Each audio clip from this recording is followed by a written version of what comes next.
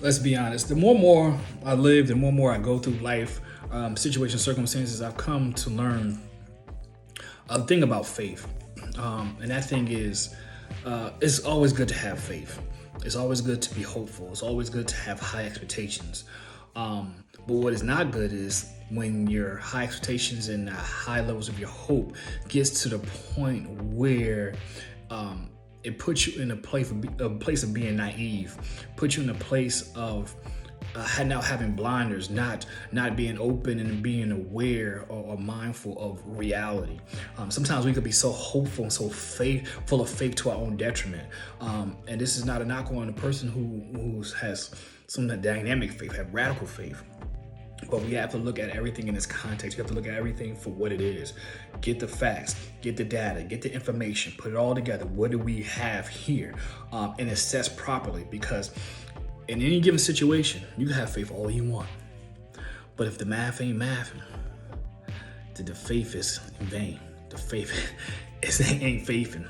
And so it's almost like that thing you talking about, calculated risk. You know, there's risk and there are calculated risks. It's all a risk, but you better go with that calculated risk and understand the cost of your faith, the cost of the chance, the cost of you rolling those dice and seeing, it's hoping you don't crap out. There's no guarantees in life. Everything is up for chance, so to speak, but we want to put ourselves in the best position to win and not fail. And even if you do fail, there's a lesson in that failing. It's called life. Nobody's perfect. Nothing you do in life will be perfect. And so balance your faith with reality.